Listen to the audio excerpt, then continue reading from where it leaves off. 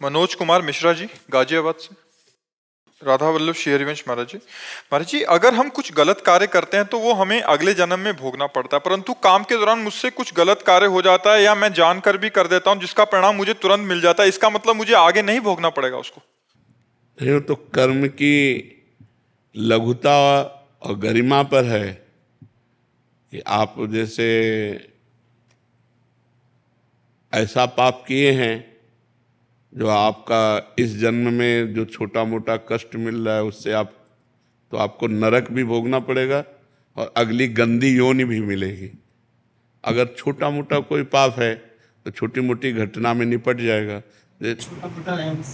हाँ, बस ये तो आप थोड़ी निर्णय करेंगे।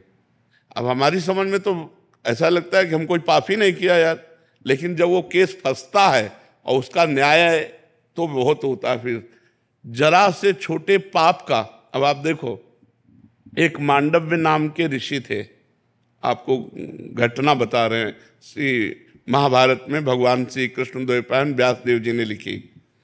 वो हाथ उठा करके अपने आश्रम में ऐसे तप कर रहे थे तो कुछ चोर राजा के यहाँ से चोरी करके भगे, तो राजकर्मचारियों ने उनका पीछा किया, तो उन्होंने बचने के लिए ऋषि के आश्रम का सहारा लिया।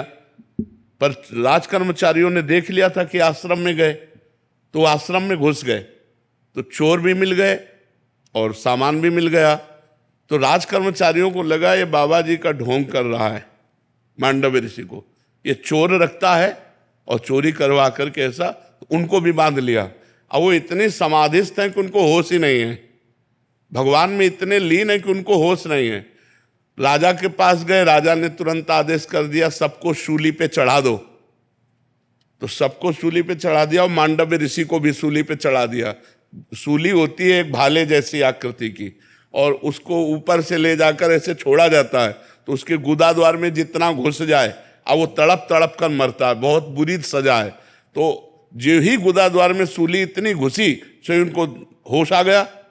जब होश आया तो पद्मासन लगा के बैठ गए सूली पे। वो तो महापुरुष थे, जो अन्य चोर थे वो मर गए थे। अब जब अन्य को सजा देने के लिए वहां लाया गया तो जो ही देखा पद्मासन में, तो भाग के गए, उनका कोई महात्मा सूली पे चढ़ा।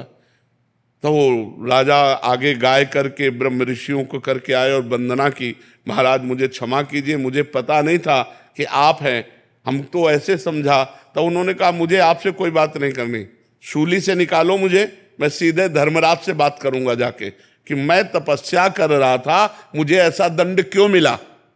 क्योंकि कोई भी बिना अपने कर्म के दंड नहीं पा सकता, ये पक्का सिद्धांत है। तो सूली निकाली गई लेकिन निकल नहीं रही थी, लाख प्रयास किए तो सूली काट दी गई। तो उन्हें अणिमांडव्य ऋषि कहते हैं। वो सीधे धर्मराज के पास गए और धर्मराज से कहा कि मैं तुम्हें दंड देने के लिए आया हूं। इतने महान तपस्वी थे। मैं जब अपने आश्रम में तपस्या कर रहा था, चोर चोरी करके लाए, तो हमने उसमें क्या सहयोग किया, उस कर्म में मेरा क्या दोष था। तो उनका महाराज कोई दोष ना, फिर मुझे सूली की सजा क्यों मिली।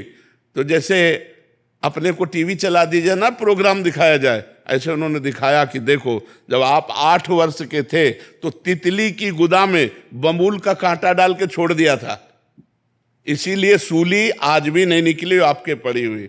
तब उनका 8 वर्ष के बालक को ज्ञान नहीं होता। इसलिए मैं आज से मर्यादा रखता हूं कि 14 वर्ष तक की अवस्था का किया हुआ पाप दंडनीय नहीं होगा, नाबालिग। और मैं तुम्हें साफ देता हूं क्योंकि 8 वर्ष की अवस्था के द्वारा किए गए अपराध को आपने इतना बड़ा दंड दिया, तुम जाओ और मृत्यु लोक में मनुष्य रूप में जन्मो। तो वही विदुर जी के रूप में जन्मे, जो विदुर जी हैं साक्षात धर्मराज जी हैं।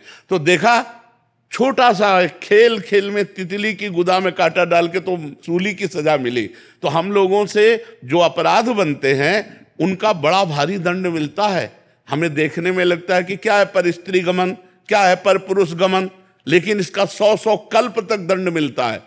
पतिवंचक पर पतिरति करई, रो रो नरक कल्प सत परई। यदि पराई स्त्री से पुरुष भोग करता है तो 100 कल्प तक रो रो नरक भोग पर। जो पराई पुरुष से भोग करती है उस ऐसा शास्त्रों में जो मर्यादा लिखा हुआ है, जो धर्म लिखा हुआ है। तो अब आपका कौन सा पाप कितना बड़ा है ये तो न्यायाधीश निर्णय करेगा, लेकिन सब पापों को नष्ट करने का एक उपाय है, नाम संकीर्तनम यस्य सर्व पाप प्रणाशनम।